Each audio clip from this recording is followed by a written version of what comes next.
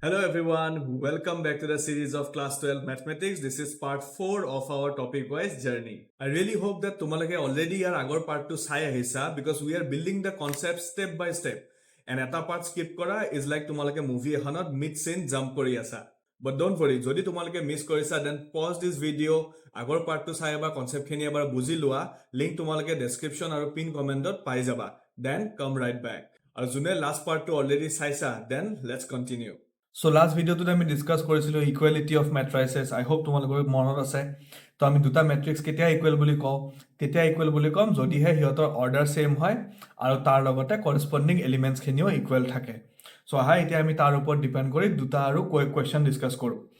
ইয়াতে আমাক দিয়া আছে find the value of x y and z if these two matrices are equal so ফাৰ্ষ্টতে আমি চেক কৰিম হিহঁতৰ অৰ্ডাৰ ইকুৱেল আছে নে নাই তো চাও ইয়াতে কিমানটা ৰো আছে ইয়াতে ৰো আছে আমাৰ তিনিটা আৰু কিমানটা কলম আছে ইয়াতে কলম আছে কিন্তু এটাই সোৱা এইটা এটা এলিমেন্ট ন সো আমাৰ লগত এটাই কলম আছে সো দিস ইজ 3 into 1 মানে 3/1 অৰ্ডাৰ মেট্ৰিক্স সেকেন্ড মেট্ৰিক্স তো 3/1 হ'ব সো ইয়াতে তিনিটা ৰো আছে বাট এটা কলম আছে সো ইয়াতৰ অৰ্ডাৰটো তো সেম আছে তাৰ মানে আৰু মাজত যদি ইকুৱেল সাইন আছে তেনে হলে কি হ'ব তেনে হলে মেট্ৰিক্স দুটা ইকুৱেল হ'ব আৰু মেট্ৰিক্স দুটা যদি ইকুৱেল হয় তেনে হলে হিহঁতৰ কৰেসপন্ডিং এলিমেন্টছ বোৰ ইকুৱেল হ'ব So, এইকাৰণে মই লিখিব পাৰিম নে x plus y plus z equal to 9 x plus z equal to 5 আৰু y plus z equal to 7 right so ইয়াতে চোৱা ইয়াতে মোৰ y plus z equal to 7 আছে so মই ইয়াততো মোৰ y plus z আছে মইতো ভ্যালুটো ৰিপ্লেস কৰিব পাৰো হয়নে so ইয়াতে মই যদি ভ্যালুটো ৰিপ্লেস কৰি দিও x plus y plus z or জাগাত মই যদি 7 লিখি দিও মই পাই যাম equal to 9 তাৰ পৰা মই directly x or value to পাই যাম which is 9 minus 7 তাৰ মানে 2 easy x or value to যদি মই ইয়াতে বহাই দিও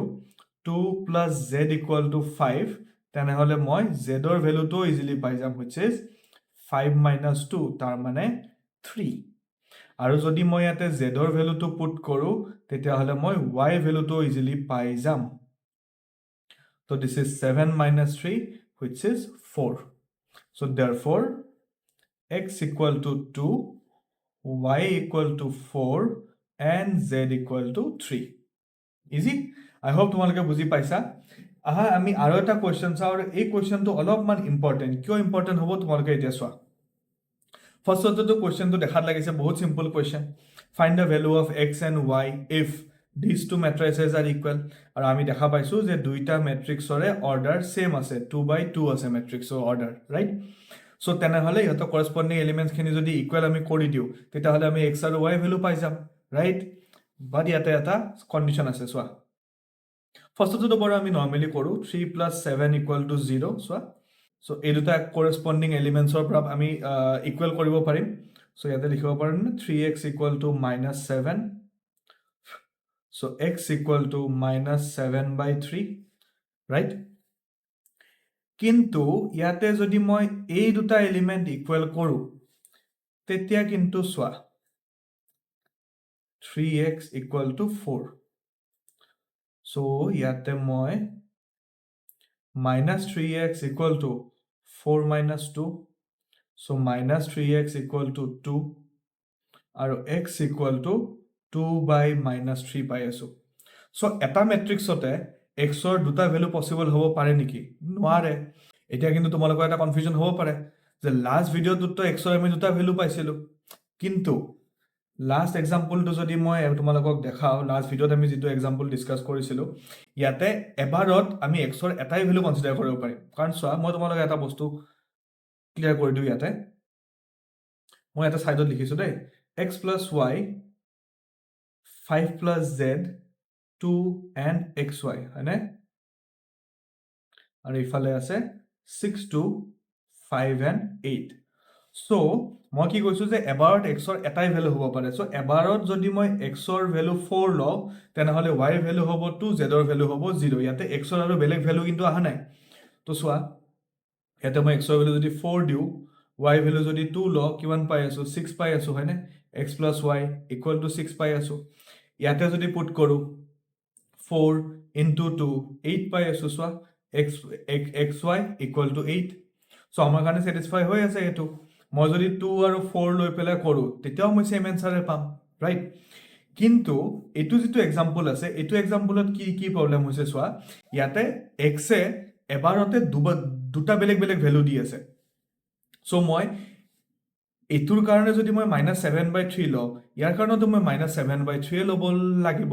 এবাৰ যদি x ৰ ভ্যালু মই কিবা এটা লৈছো তেনেহলে গুটে ম্যাট্ৰিক্সটোত মই সেম ভ্যালু ইউজ কৰিব লাগিব x ৰ কাৰণে আৰু এবাৰ যদি মই x ৰ কিবা এটা বেলেগ ভ্যালু লৈছো তেনেহলে মই নেক্সট টাইম গুটে ম্যাট্ৰিক্সটোত x ৰ হেতু ভ্যালু কনসিডাৰ কৰিব লাগিব কিন্তু ইয়াতে কি প্ৰবলেমটো কি হৈছে মই ইয়াতে এবাৰতে ম্যাট্ৰিক্সটোত x ৰ দুটা বেলেগ বেলেগ ভ্যালু পাই আছো ইয়াতে যদি মই এটা -7/3 বহাই দিও মোৰ ইকুৱেশনটো স্যাটিসফাই নহব ইয়াতে যদি মই x = 2/-3 বহাও তেতিয়া মোৰ ইকুৱেশনটো স্যাটিসফাই নহব সো এনেকুৱা কেছত যত তোমালোকে এটা ম্যাট্ৰিক্সতে এবাৰতে x ৰ বেলেগ বেলেগ ভ্যালু পাই আছে তেতিয়া হলে আমি কম কি here to find the value of x and y is impossible so ইয়াতে মই লিখি দিম the value of x and y cannot be determined বুজি পাইছা তোমালোকে সো এটো বস্তু তোমালোকে কেয়ারফুল হবা যে x ৰ যদি কিবা এটা ভ্যালু তোমালোকে লৈছা তেনেহলে গুটে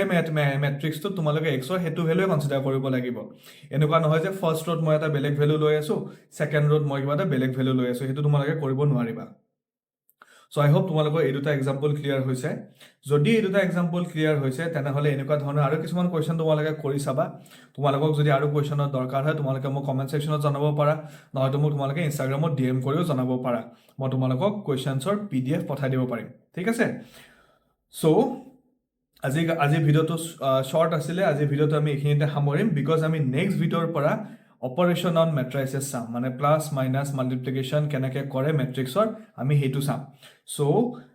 এতিয়ালৈকে তোমালোকে এইখিনি কনসেপ্ট এবাৰ ক্লিয়াৰ কৰা এইখিনি বস্তু তোমালোকে এবাৰ ভালকে প্ৰেক্টিস কৰিছোৱা আৰু কিবা যদি ডাউট থাকে মোক জনাবা and I will see you in the next video যদি তুমি লাষ্টলৈ আছা then congratulation you are not just watching math you are leveling up leave a thumbs up in the comment section so that I know that you are the real one আৰু যদি এই ভিডিওতে তোমাক help কৰিছে তেনেহলে don't forget to give a like subscribe to the channel and also share কৰিবা তোমাৰ ফ্ৰেণ্ডছৰ লগত যিয়ে ম্যাথছত struggle কৰি আছে see you in the next class till then stay smart stay sharp and stay ahead